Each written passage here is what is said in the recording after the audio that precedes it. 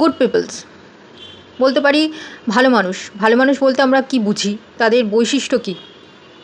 যদিও যে কথাগুলো আমি এখন বলবো এমন কিছু নতুন না, অনেক টপিকে অনেক ব্যাপারে অনেক কারণে বলা হয়েইছে, তবুও একই কথা আলাদাভাবে আলাদা কারণে অনেক মানে অনেক জায়গায় অনেকভাবে বলা হয়, বোঝানো হয়। যাই হোক, তো ভালো মানুষ বলতে আমি যতটা লক্ষ্য করেছি, মানুষকে অবজার্ভ করেছি, আমার কাছে মানুষদের, আশেপাশের মানুষদের, আমি দেখেছি তারা জেনারেলি এটা বোঝে যে কেউ অনেক শিক্ষিত, অনেক পড়াশোনা জানে, ভালো জায়গায় চাকরি করে কিংবা ব্যবসা করে, অনেক টাকা মাইনে পায়, কিংবা কারোর ফ্যামিলি হয়তো অনেক বড় নামকরা, কিংবা তার বাবা মা এক্সেট্রা, তার যে পরিবারে বড় বয়স্ক মানুষ আছে তাদের নামে, তারা যেহেতু ভালো মানুষ, তাদের মধ্যে যে নাম আছে সেই হিসাবে তারা অন্যকে, তাদের ফ্যামিলির অন্য কোনো বাচ্চাদেরকে বলো, যাই বলো, মানুষকে বলো, জাজ করে, বলে, ভাবে যে সে একটা ভালো মানুষ, সে একটা ভালো ছেলে, সে একটা ভালো মেয়ে এক্সেট্রা। অ্যাকচুয়ালি কি সেটাই? না, আমার তো সেটা মনে হয় না।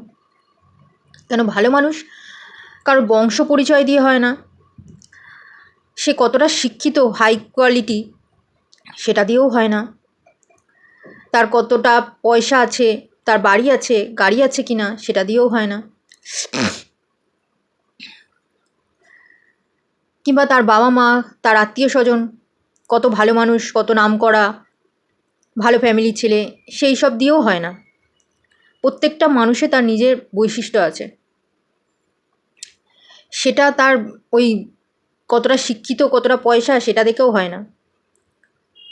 হ্যাঁ, সেটা দিয়ে একটা বাইরে থেকে বলা হয় যে ওর অনেক পয়সা আছে, ও অনেক ভালো পড়াশোনায়, ও অনেক শিক্ষিত, এটা তার একটা গুণ, কিন্তু ভালো মানুষ না। ভালো মানুষ বলতে যেটা বোঝায় সেটা হচ্ছে এইসব যদি তার নাও থাকে, কিংবা অনেক কম থাকে, তাও সে একটা ভালো মানুষ হতে পারে যদি সে মন থেকে ভালো হয়, তার চরিত্র ভালো হয়, সে সৎ হয়, সে তার সমস্ত দায়িত্ব কর্তব্য তার ক্ষমতা সাধ্য মতো সে নেভাতে পারে, নেভাতে চায়।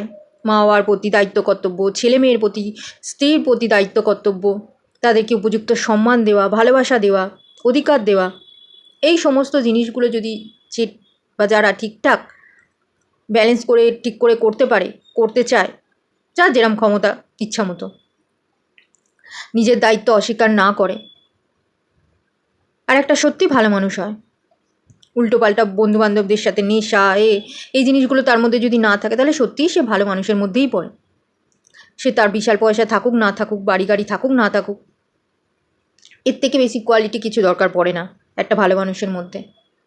কিন্তু অন্যদিকে যদি এই সমস্ত গুণ না থাকে, অথচ তার মধ্যে সমস্ত বাদবাকি আছে গুণ, কিন্তু সে একটা ভালো মানুষের মধ্যে পড়ে না। বাকি আমি জানি না তোমাদের চোখে কীরকম মানুষ ভালো মানুষ হয়, অন্য কিছু মানে তোমরা যদি আরও বেশি কিছু জেনে থাকো তাহলে আমাকে অবশ্যই জানিও কমেন্টে। তো এখানেই শেষ করলাম এই টপিকটা, আবার অন্য কোনো ভিডিওতে কথা হবে অন্য টপিক নিয়ে। বাই।